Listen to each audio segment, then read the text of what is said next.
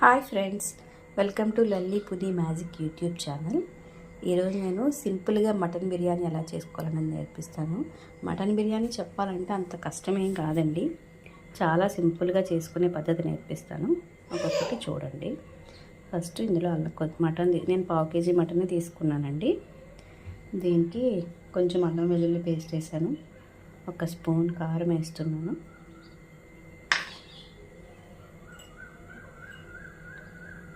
గరం మసాలా నేను ప్రిపేర్ చేసి పెట్టానండి, ఇది ఇంట్లో చేసుకున్నదే. గరం మసాలా 1 స్పూన్ వేసాను, కొంచెం సాల్ట్,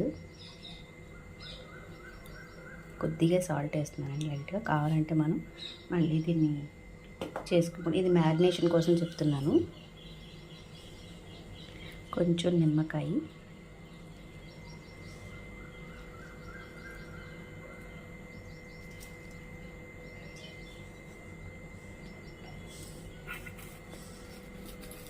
కొంచెం ఫ్రైడ్ ఆనియన్స్ కూడా ఇంట్లోనే చేసి పెట్టుకున్నానండి. కొంచెం ఫ్రైడ్ ఆనియన్స్, కొంచెం పెరుగు, ఇవన్నీ వేసి చక్కగా ముక్కలన్నీ కలిసేలాగా బాగా మ్యారినేట్ చేసి పెట్టుకుందాం. ఉప్పు, కారం, గరం మసాలా ఇవన్నీ వేసుకుంటే మటన్ బిర్యానీలో కొంచెం కారం పడుతుందండి, లేకపోతే మనం మటన్ బిర్యానీ తినలేము. సో ఫస్ట్ ఇవన్నీ కలిపి చక్కగా మ్యారినేట్ చేసుకొని ఒక 1/2 అవర్ ఇలా ఉంచుకుందాం.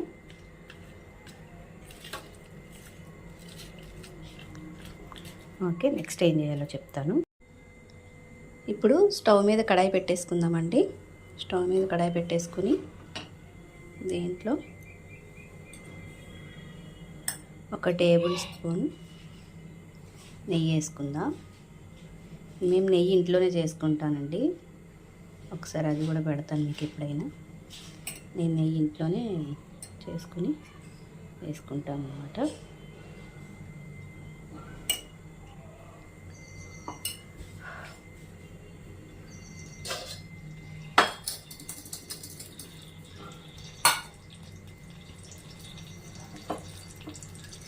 ఇందులోనే కొంచెం ఆయిల్ కూడా వేసుకున్నాను. ఇందాక నేను ఫ్రైడ్ ఆనియన్స్ చేసిన ఆయిల్ అండి ఇది.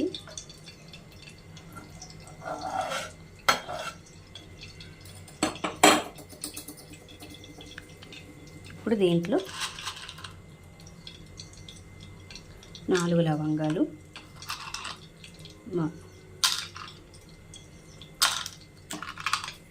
మరాఠీ మొగ్గ,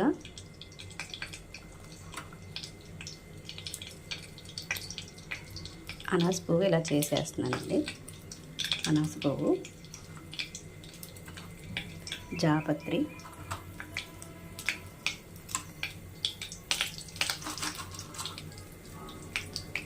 మూడు యాలకులు,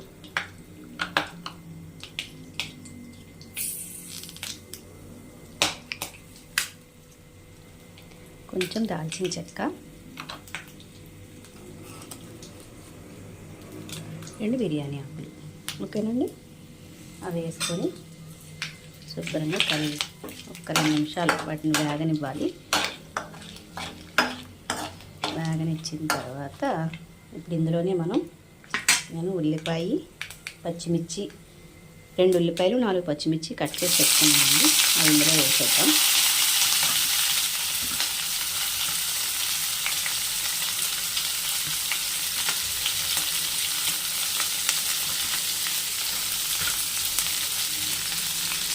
టమాటా కూడా వేసుకోవచ్చండి. యాక్చువల్గా నేను వెయ్యను, మటన్ బిర్యానీ కాస్త స్పైసీ ఉంటేనే బాగుంటుందని నా ఉద్దేశం. టమాటా వేస్తే కొంచెం తగ్గుద్ది, అందుకని నేను టమాటా యూజ్ చేయను ఇందులో.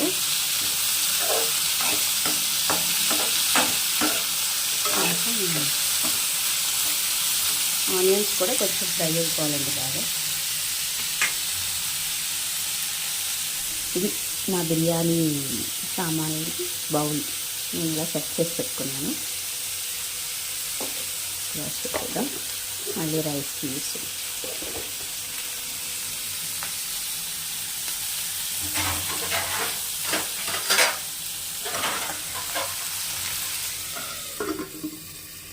పెట్టేసుకుంటే కొంచెం ఉల్లిపాయ మగ్గుతాయి. మగ్గిన తర్వాత మళ్ళీ ఒక్కసారి తీసుకుని కొంచెం కరివేపాకు కూడా వేసుకుని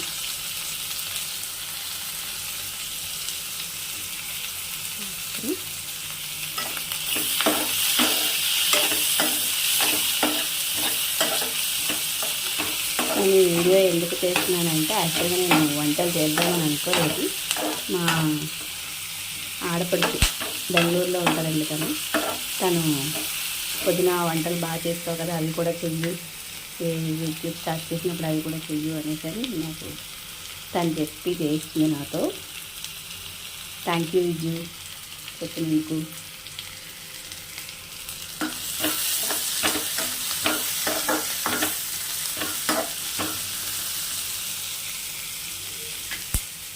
ఇలా కలిపేసి ఒకసారి మూత పెట్టుకుందాం. కొంచెం ఆనియన్ మగ్గాలండి.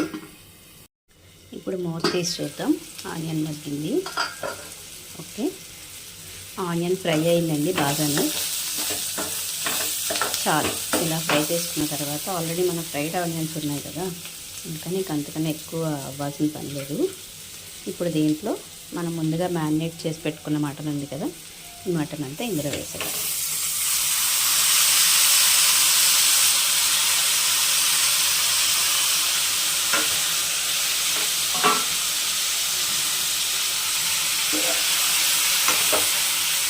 మటన్ వేసేసి ముందు కాస్త లో ఫ్లేమ్లోనే పెట్టండి. మటన్ వేసేయచ్చు. ఫ్లేమ్లో పెట్టి ఇలా ఇలా మొత్తం కలిగి పెట్టుకోండి. కలుపుకొని కాస్త ఇందాక మనం పసుపు వేయలేదు కదా, ఇప్పుడు కొంచెం పసుపు వేసి మళ్ళీ ఒక్కసారి బాగా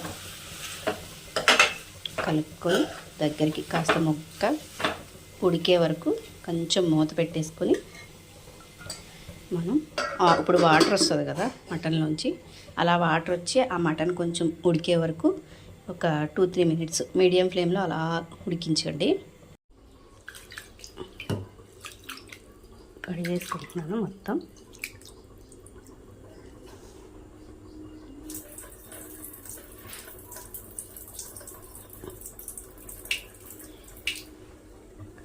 మిగిలిన బియ్యం అలా కొంచెం వాటర్ ఉంచుకొని పక్కన పెట్టేసుకుందాం, మూత పెట్టేసుకుందాం. ఇప్పుడు ఇది మగ్గిందో లేదో చూద్దాం. చెప్పాను కదా వాటర్ వస్తాయి, అవి ముక్క ఉడుకుతుందని. మంచిగా అయిపోయిందండి, సూపర్గా ఉడికింది ముక్క.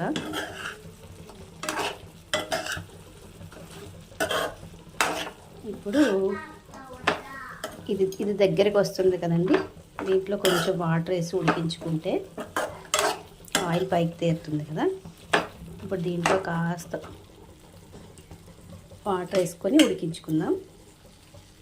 ఉడికించుకొని మనం ఇందులో వాటర్ పోసుకొని అది దగ్గరికి ఉడికించుకుందాము. ఈలోపు అది ఉడుకుతూ ఉంటే పక్కనే మనం బాణలు పెట్టుకొని రైస్కి సిద్ధం చేసేసుకుందాం. నేను లేయర్స్ పద్ధతి అయితే చెప్పట్లేదండి, కానీ ఇది కూడా అలానే వస్తుంది, దమ్ బిర్యానీ టైపే వస్తుంది.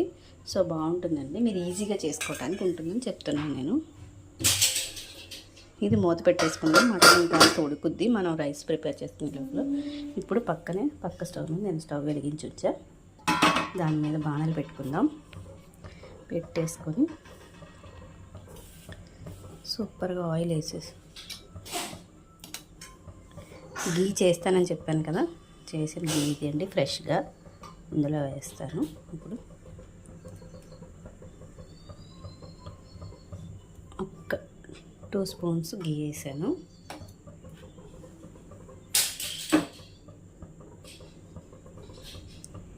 గీ వేసి ఇప్పుడు మళ్ళీ నా బిర్యానీ బాక్స్ ఉంది కదా, ఈ బాక్స్లోంచి ఒక్కొక్క మసాలా తీసి పెడతాం. ఇది రైస్కి కదండి, రైస్లో కూడా మనం ఆల్రెడీ అందులో వేసాము. ఇందులో కొంచెం తక్కువ క్వాంటిటీ వేస్తున్నాను. 3 లవంగాలు, 2 యాలకులు, కొంచెం బిర్యానీ ఆకు, 2 బిర్యానీ ఆకులు. దీంట్లో చాల్చిన చెక్క వేస్తే చాలండి, ఇంకా మిగిలిన అవసరం లేదు.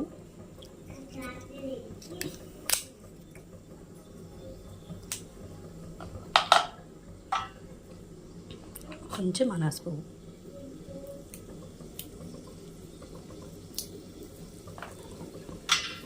చాలు, లైట్గా వేసుకుంటే సరిపోద్ది.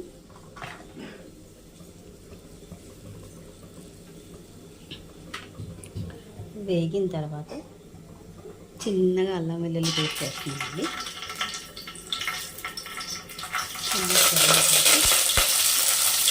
కొంచెం పుదీనా వేసేసి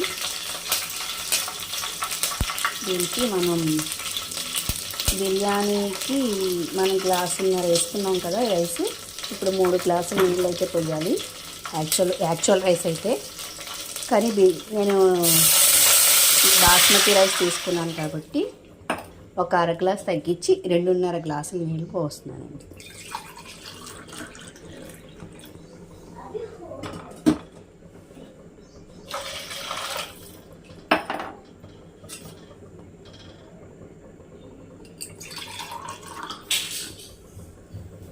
సరిపోతుందండి, 2.5 గ్లాసులు నీళ్ళు సరిపోతాయి. ఓకేనా? ఇప్పుడు ఇందులోనే మనం కొంచెం సాల్ట్ వేసేసుకుందాం. అందులో తక్కువ వేసాం కదా ఇందాక మ్యారినేట్ చేసేటప్పుడు, ఇప్పుడు ఇందులో వేసుకోవాలండి. ఎందుకంటే బిర్యానీ రైస్కి పడితే మనకి బిర్యానీ ఎప్పుడు కూడా మీరు బాస్మతి రైస్ బిర్యానీ చేసుకునేటప్పుడు ఇలా ఉడికించుకుంటేనే రైస్కి పట్టి బిర్యానీ ఉప్పు కరెక్ట్గా సరిపోద్దండి. మీరు తర్వాత అడ్జస్ట్ చేసుకోవాలంటే బిర్యానీలో అడ్జస్ట్ చేసుకోలేం కదా. సో ఇలాంటప్పుడు యాడ్ చేసుకుంటేనే బాగా కరెక్ట్గా యాడ్ అవుద్ది అనమాట. సరిపోతుందండి.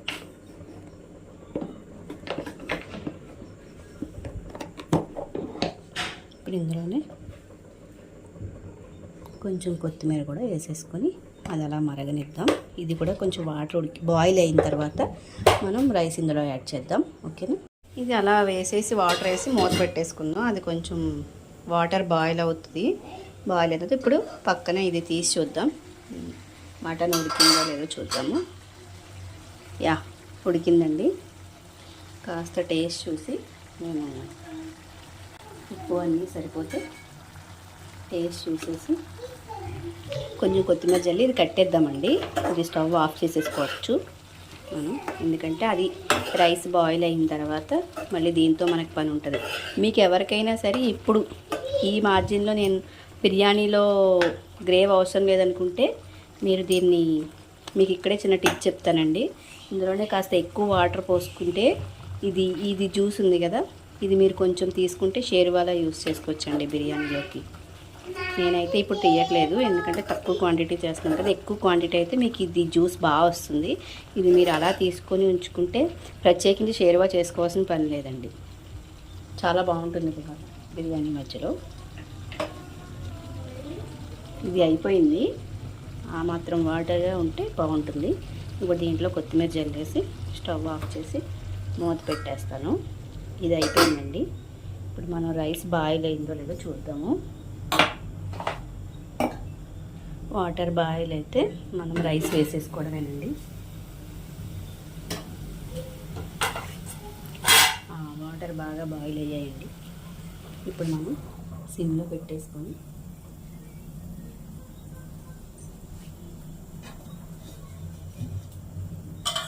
రైస్ వేసేసుకుందాం.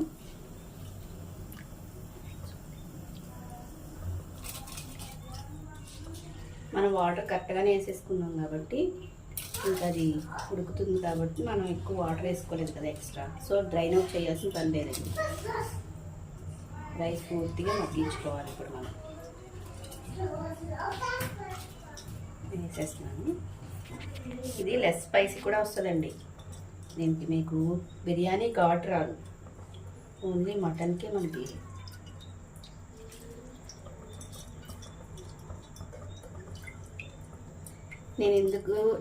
నాకెందుకు ఈ పద్ధతి అలవాటు అయిందంటే, మా పిల్లలు ఇలా మనం లేయర్స్ వేస్తుంటే తినలేకపోయేవారండి. మధ్యలో అంతా మొత్తం లేయర్స్ అయితే మొత్తం అంతా మసాలా అయిపోతుంది కదా, వాళ్ళు ఘాటుగా ఫీల్ అవుతున్నారని నేను ఇలా పైనే వేయడం మొదలుపెట్టాను అనమాట. ఈ పద్ధతి అయితే వాళ్ళకి రైస్ మనం బిర్యానీ అంతా అయిపోయిన తర్వాత తిరగబోసినప్పుడు మంచిగా వైట్ రైస్ అంతా అడుగుని ఉంటుందండి, పైనే కర్రీ కలుస్తుంది. అప్పుడు మేము తర్వాత కలుపుకొని తింటాము. అందుకని ఈ పద్ధతి అలవాటు చేస్తున్నాను. ఇదైతే నాకు కూడా ఇదే బెటర్ అనిపించింది. మేము కూడా అంత స్పైసీ తినము. సో ఇప్పుడు మనకి మూత పెట్టేసుకుందామండి. ఇలాంటి దానికి కరెక్ట్గా మనం పైన వేసుకుని ఇలా ఫిట్గా సరిపోయే మూత తీసుకుని దీని మీద వెయిట్ పెడితే సరిపోద్దండి. బాగా రైస్ బాగా కుక్ అవుతుంది.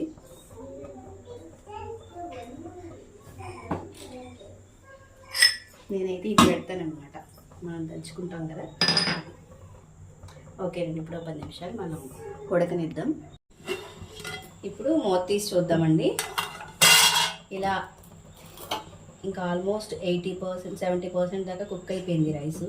ఇప్పుడు దీన్ని కలపకుండా మనం దీని మీద ఆల్రెడీ మనం ఇందాక ఉడికించుకొని ఇలా గ్రేవీలా చేసుకుని ఉంచుకున్నాం కదా, ఇది దీని మీద మొత్తం పైన వేసేద్దాం.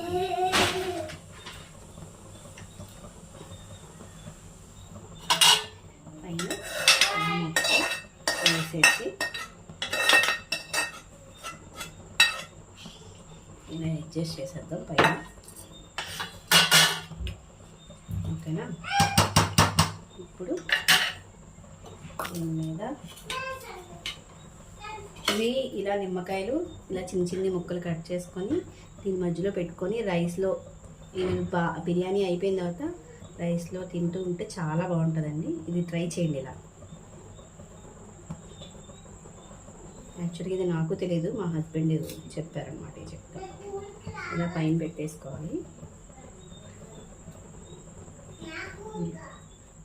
కొంచెం అలా లేని ప్లేస్లో అలా ఒక్కొక్కటి పెట్టేసుకుంటే చాలా బాగుంటుంది అనమాట. నేను ఒక 2 నిమ్మకాయలు కట్ చేసుకుని అలా చేసుకుంటాను. ఇప్పుడు దీని మీద కాస్త కొత్తిమీర అలా జల్లేసుకున్నాం.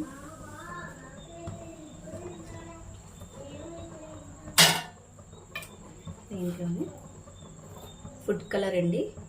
ఇది మీరు లేకపోతే స్కిప్ చేయొచ్చు, ఉంటేనే వేసుకోండి. నేను కూడా ఇవాళ వీడియో కోసం వేస్తున్నాను. నేను జనరల్గా పెద్ద వేయను.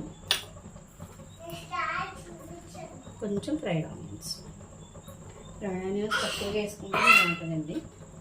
నేను మీద కొద్దిగా నెయ్యి వేస్తున్నాను అన్నీ వేసిన తర్వాత. వేసేసి ఇప్పుడు మనం మూత గట్టిగా పెట్టేసుకుని ఇందాకలాగే మనం దీని మీద బోర్లింగ్ చేసుకుంటే వెయిట్ కరెక్ట్గా సరిపోద్ది. మంట సిమ్లో పెట్టుకొని ఒక 15 మినిట్స్ కరెక్ట్గా ఉడికించుకుంటే టోటల్గా కంప్లీట్ అయిపోతుంది బిర్యానీ. ఓకేనా? ఇప్పుడు మనం ఉడికించుకుందాం. 15 మినిట్స్ అయిపోయిందండి. ఇప్పుడు తీసి చూద్దాము ఎలా ఉంది. ఆల్మోస్ట్ అయిపోతుంది.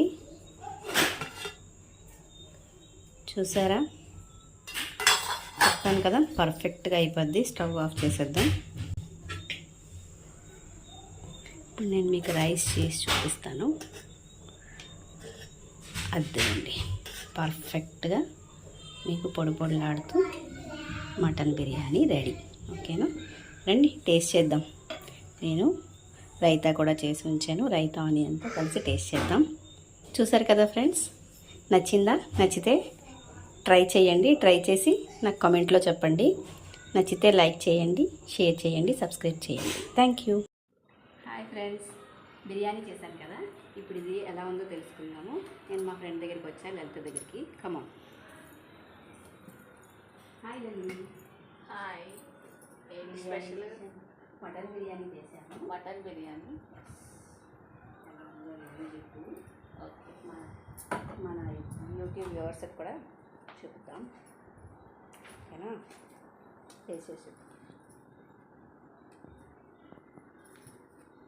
చేసేసి నేను చెప్తే బాగోదు కదా, అందుకని నువ్వు చెప్తావని వచ్చా. స్మెల్ చాలా బాగుంది. టేస్ట్ చేస్తున్నా. నీకేం అవ్వలేదు. సూపర్, చాలా బాగుంది. మీరు కూడా ట్రై చేయండి.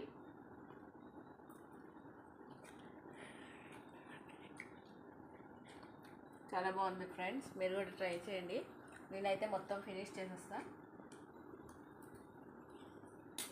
నేనైతే మొత్తం ఖాళీ చేసేస్తా. నచ్చితే లైక్ చేయండి, షేర్ చేయండి, సబ్స్క్రైబ్ చేసుకోండి.